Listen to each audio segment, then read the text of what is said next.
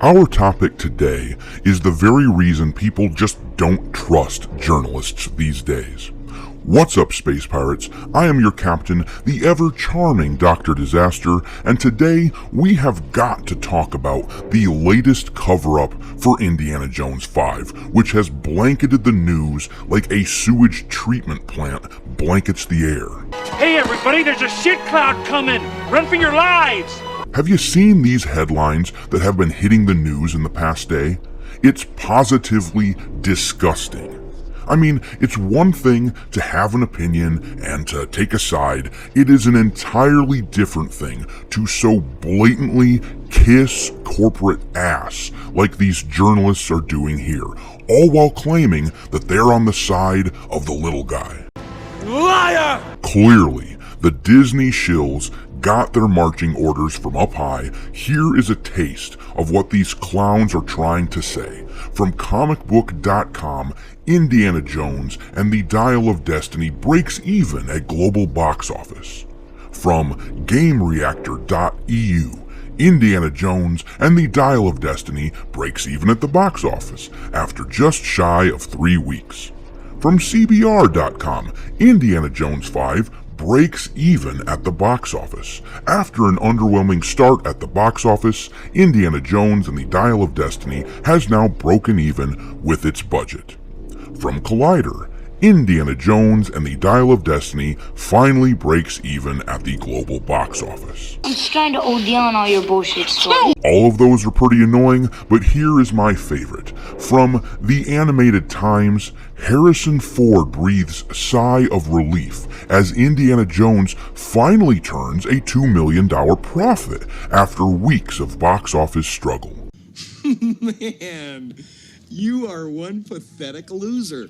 I'll tell you what, that one reads a lot like a robot who got a bad software update. It reads like someone who just doesn't quite understand the economics of how box office stuff works. It reads like someone who just read the headlines written by someone else and then accidentally wrote a blatantly false headline based on the misleading headlines. It sounds like someone who was duped. In this video, we will be reading a bit of these articles and having a laugh at their desperate attempts to color Indiana Jones 5 as anything but the box office catastrophe that it is. We will revisit the budget of this film, showing why it has not, in fact, come anywhere close to breaking even for Disney. And then we will discuss what it means that these idiots in the media are covering up for them like this, including some spicy rumors concerning the fate of Kathleen Kennedy's job. So, kick back, relax, and prepare to enjoy a refreshing cup of Disney shill tears, because we are going to rip their pathetic excuses to shreds. You just don't get it, do you? You don't.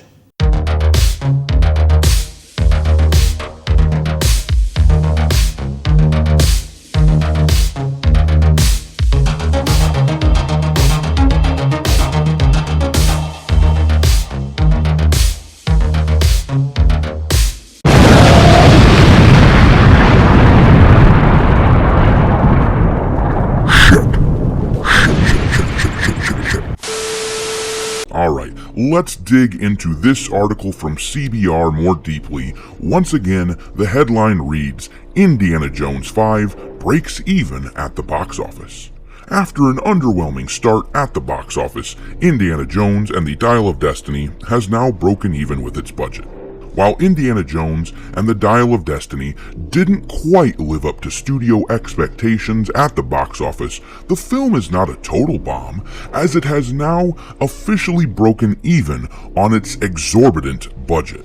Yeah, it actually is a bomb, you liar. Never forget that as stupid as these jackanapes are, they aren't as ignorant as they're pretending to be. The person who wrote this article from the Animated Times might be that ignorant, claiming that they turned a profit in the headline like the little robot who didn't get the right software update. But no, these people aren't that ignorant. As you will see, they are aware that this movie isn't going to make a profit. They are aware of how box office finances work. But they're also aware that most people barely read past the headlines of articles, and they are acutely aware of the power of propagandistic lying through omission. Let's continue on so you can see what I mean. Collider reports that the sequel, which is the 5th installment of the Indiana Jones movie series, has reached $302 million at the international box office. That pushes the film just past its estimated budget of $300 million. Around $145 million was earned domestically for Dial of Destiny, while another $157 million came in from overseas ticket sales. While climbing to $302 million is commendable, the problem is how the high budget and additional marketing costs will likely result in Disney and Lucasfilm seeing very little in terms of profits made from the movie. You see, they understand that this thing has not made any money yet. Of course, the use of vague and open-ended language here makes it seem like at some undefined future point they might make a profit. All they're trying to do here is put words in the mouths of the unthinking sheep, the unthinking Disney supporters who will swallow their lies automatically. The reviews weren't perfect, though they were more on the positive side, as Indiana Jones and the Dial of Destiny sits with a 68% fresh score at Rotten Tomatoes. It's worth noting that its audience score is considerably higher, with an 88% rating.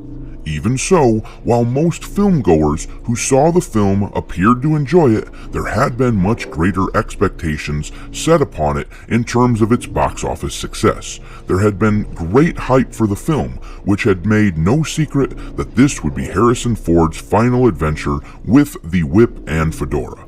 Now, I'll give them this. This article is a masterclass in how to do PR. They know that the buzz around this shitty film is negative.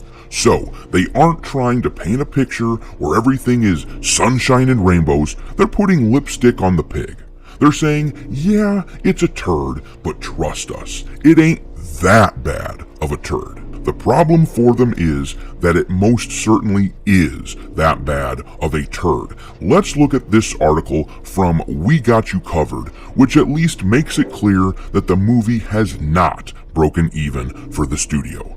The article headline says, "What was the budget for Indiana Jones and the Dial of Destiny?" They say, Indiana Jones and the Dial of Destiny cost a lot. We won't beat around the bush here. It is the most expensive film in the franchise and one of the most expensive films of all time, which is saying a lot given the amount of money that's been shelled out for blockbusters over the last half-decade. George Lucas and Steven Spielberg had to scratch and claw their way to a $20 million budget for Raiders of the Lost Ark. And now, the saga is seemingly plagued by every conceivable issue besides lack of money. Temple of Doom cost $28 million, The Last Crusade cost $48 million, and Kingdom of the Crystal Skull cost $185 million. Pretty drastic increases, but ones that the studio was happy to approve since the box office returns were always higher. The operative word being were. The 5th installment has broken the winning streak at the worst possible time. Indiana Jones and the Dial of Destiny has an estimated budget of $295 million. Okay, so let's pause here. Now, with those numbers in our minds, because math is fun, let's look at how Dial of Destiny would have done if it had released 15 years ago with Kingdom of the Crystal Skull's budget, a movie that was not a bomb and made the studio a good chunk of money, despite the fact that it was widely panned by the audience. According to Box Office Mojo, Crystal Skull made $790,653,942 at the global box office. Back then, according to thenumbers.com, the average ticket price was $7.18. This means that by dividing the total box office haul of the movie by the average ticket price, we can see that they sold a a little over 110 million tickets to this thing. Now, if we look at Dial of Destiny's numbers, we get a much different story. Box Office Mojo says that their current box office is at $303,552,422. If we divide this number by the average ticket price of movies today, which is $10.45 according to thenumbers.com, then we can see that Dial has sold roughly 29,078,078 tickets, a great deal fewer than Crystal Skull. But here's where it gets really fun. If we multiply the number of tickets that Dial of Destiny has sold by the average ticket price in 2008, we can see how it would have fared back then with a much smaller budget. Are you ready for this? Back in 2008, Dial of Destiny would be sitting at a box office haul of nearly $209 million. If it had Crystal Skull's budget of $185 million, along with the reported marketing budget of at least $150 million, according to Google, then the film would still need something in the ballpark of $670 million to break even, since the studio only gets to take home around half of the box office budget.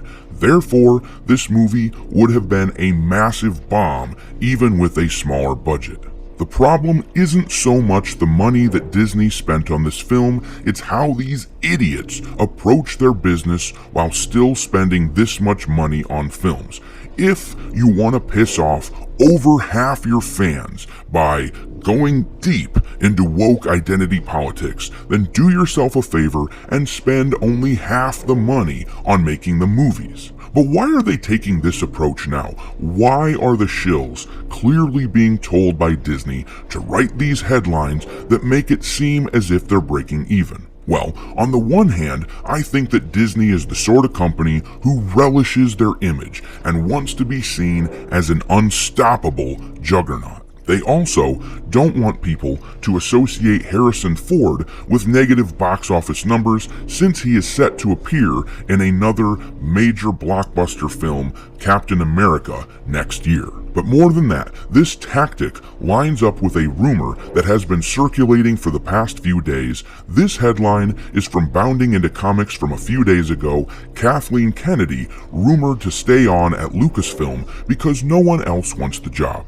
Now, I tend to disbelieve this rumor. There are plenty of people out there who would jump at the chance to be the president of Lucasfilm. This sounds like an excuse. Plenty of people would want the money and power and prestige that comes along with the title of president of Lucasfilm, so the idea that nobody wants the job seems far-fetched. But the timing of this excuse is interesting, especially when it coincides with the timing of the shills coming out and protecting Indiana Jones 5. That is them essentially protecting Kathleen Kennedy. I mean, that's been the MO of she and the media for the past decade. This is just another example, meaning things are currently business as usual for Lucasfilm. What this tells me is not that she will stay on indefinitely, but that there is a push right now to keep her at her position, and I think Disney will play along. In order to let her save face, they won't fire her outright for the disappointing box office returns of Indiana Jones. They will pretend that everything is hunky-dory.